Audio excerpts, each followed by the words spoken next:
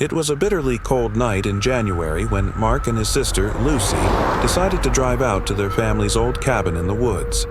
The air was crisp and the roads were slick with ice, but they felt an odd sense of nostalgia. This cabin had been a haven for them during their childhood, a place for cozy winters and quiet nights away from the world. Their parents had passed a few years ago, and this was their first time returning. As they neared the cabin, the sky above seemed darker than it should have been, an unnerving shade of gray. There was no moon, only a sea of stars hidden behind thick clouds. The wind howled around them, rattling the branches of the barren trees. But they shrugged it off, eager to reconnect with a piece of their past. They arrived just after midnight, greeted only by the quiet stillness of the woods. The cabin appeared untouched, though a thin layer of snow covered its roof and porch. Mark, who had always been the more cautious of the two, suggested they check the generator, just in case the power went out. Lucy, feeling adventurous, insisted they go inside first. Inside, everything seemed fine. The fireplace was cold, but the furniture was in place and there was a faint smell of old wood and dust. They began to unpack, though something about the place felt off. It wasn't the cabin itself, it was something deeper, an unexplainable chill that had nothing to do with the temperature. As they settled in, they heard something outside, a soft scraping sound like someone was dragging something heavy across the snow. Mark looked out the window but saw nothing. The wind had died down and there was nothing but the snow-covered yard. Probably just an animal, Mark said, trying to reassure Lucy. A raccoon or something. But Lucy, staring out the window, wasn't so sure. The scraping continued for hours, getting louder, closer, until it seemed to be just outside the cabin. At around 3 a.m., Mark couldn't take it anymore. He grabbed a flashlight and opened the door, stepping out into the cold. The snow crunched beneath his boots as he made his way around the cabin. Lucy followed, reluctant but curious. And there, at the edge of the yard, stood a figure. An old man with a long white beard, hunched over as if he was carrying something. He moved slowly, dragging a heavy, unseen load through the snow. Mark called out to him, but the man didn't respond. He just continued to scrape along, heading toward the woods. "Who is that?" Lucy whispered. Mark hesitated. "I don't know. Let's go back inside." As they turned to leave, the old man stopped. Slowly, he turned around, his eyes glowing a faint, unnatural blue. He grinned, a grin that stretched too far, too wide. "Leave," the man rasped, his voice like ice cracking. "Leave, or you'll be like me." The words chilled Mark to his core. The old man began to drag his heavy load back toward the forest, his footsteps crunching deeper into the snow with each passing second. But as Mark turned to head back inside, something caught his eye. A faint, pale figure emerging from the snow. It was a child. The child was dressed in tattered clothes and her face was as pale as the snow. Her eyes were wide, frozen in terror, and she let out a piercing scream before disappearing back into the woods. They rushed back inside the cabin, heart racing, but the feeling of dread followed them. The chill in the air grew colder, almost unbearable, as if the cabin itself were alive with something ancient and wrong. Suddenly, the power went out. The wind picked up again, howling around the cabin, shaking the windows. They fumbled around in the dark, searching for the matches, the flashlights, anything to restore some sense of control. But when the lights flickered back on, they saw something horrifying. The old man was standing inside the cabin, his back to them. He was holding a child in his arms, her head tilted at an unnatural angle, her eyes staring blankly ahead. The man turned slowly, his grin widening. "You shouldn't have come," he hissed, his voice now a rasping whisper. "This place never lets go." Mark stepped back in terror. "Who are you?" The old man began to laugh, his voice echoing in the walls of the cabin. "I am the keeper. I am the one who takes those who dare disturb this place." Suddenly, the walls seemed to close in, the air thick with a freezing cold that no amount of fire could touch. The child in his arms lifted her head, her eyes locking onto Mark and Lucy. A scream tore from her mouth, so loud, so piercing it seemed to shake the foundation of the cabin itself. Then, everything went black. When Mark opened his eyes again, he found himself alone in the cabin. Lucy was gone. The fire in the hearth had long since gone out and the cabin was empty. He stumbled to the door, but when he tried to open it, he found it frozen shut, as if the cabin itself had claimed him. He screamed for help, but there was no answer. Outside, the wind began to howl once more, the scraping noise now closer than ever. Mark could feel the weight of the darkness pressing in on him from all sides. His breath came out in cold, ragged bursts, his fingers stiff with frost. He looked around, desperate for a way out, but the cabin felt like a prison, its walls closing in tighter with each passing second. He backed away from the door, his heart pounding.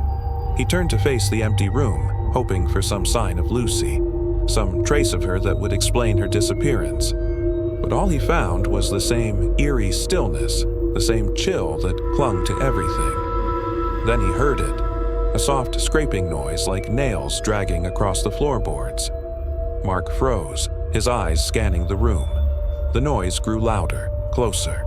His chest tightened with fear, his mind racing to make sense of what was happening. Suddenly, the door burst open with a loud crack, and the old man stepped into the cabin once more.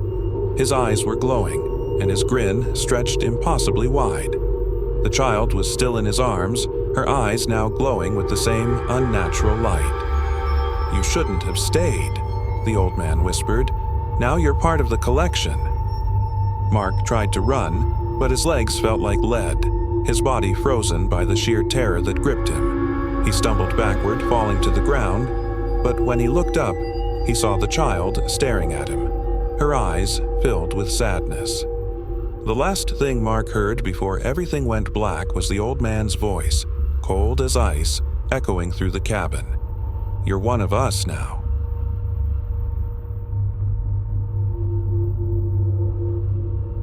The small town of Cedar Hollow had always been quiet, almost too quiet. Nestled deep in the woods of Appalachia, the town had a population that barely reached 500.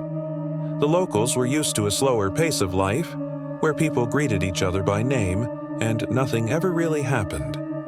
The only thing that seemed to break the silence were the trees, stretching out in every direction like a never-ending sea of dark green. Grace Andrews was no different from any of the other residents. She had lived in Cedar Hollow her entire life, raised in a small farmhouse on the outskirts of town. Her parents had passed away when she was young, leaving her to take care of the farm alone.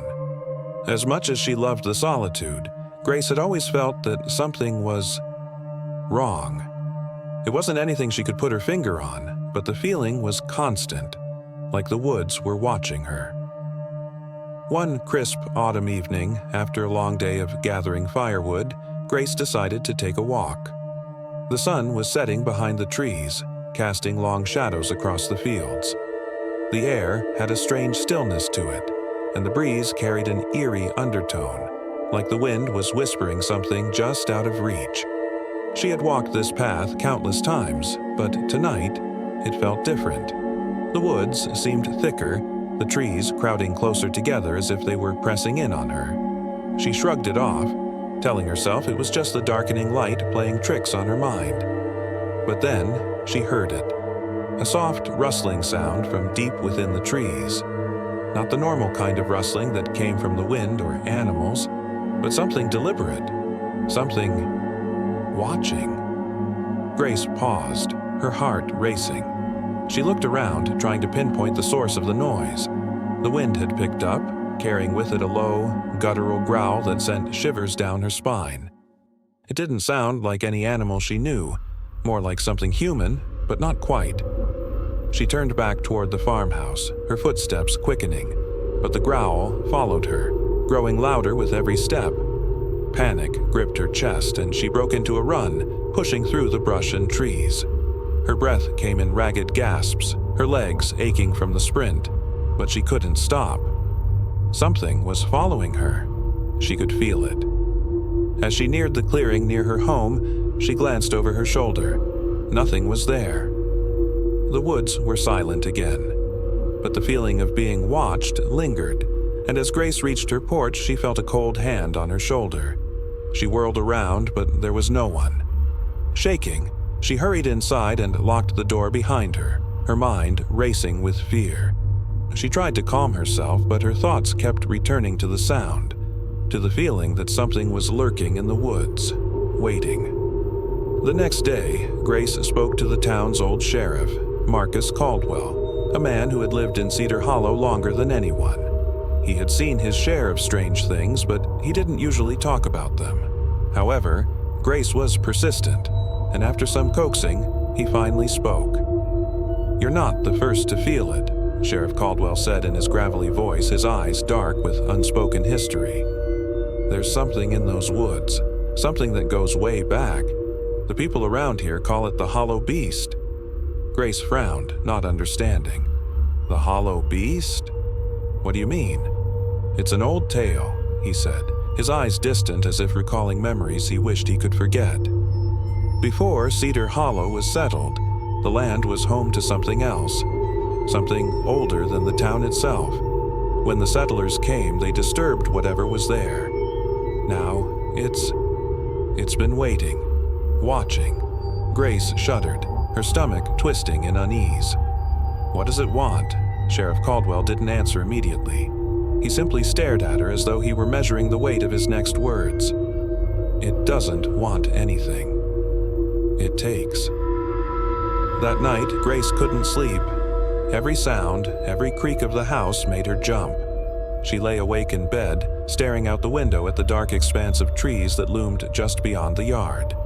The wind howled outside, but it sounded different now, more sinister, more like a warning. Around 2 a.m., she heard it again, the rustling, the low growl. It wasn't just in the woods anymore. It was outside her window, just beyond the trees. Grace froze, her heart thudding in her chest. She didn't dare move. The growl grew louder, followed by the sound of something heavy scraping across the ground. Then there was silence. Grace waited, but the silence was worse than the sound. It hung in the air, thick and suffocating. Slowly, she slid out of bed, her bare feet cold against the hardwood floor. She crept toward the window, her pulse racing. When she looked outside, she saw it. Grace awoke with a start, her heart hammering in her chest. She was in darkness, the air thick and damp around her. She couldn't remember how she'd gotten here. Her body ached, and her limbs were stiff from the fall. As she slowly got to her feet, she realized she was no longer in the woods. She was in a cave, dark, cold, and silent. "Sheriff," she called, her voice trembling in the stillness. No answer. Panic began to creep in. Had the Hollow Beast taken him? Was she alone? Suddenly, she heard the growl again. It was distant at first, but it was coming closer. Grace's breath hitched. She needed to move. She needed to find a way out. She stumbled through the cave, her footsteps echoing in the hollow space.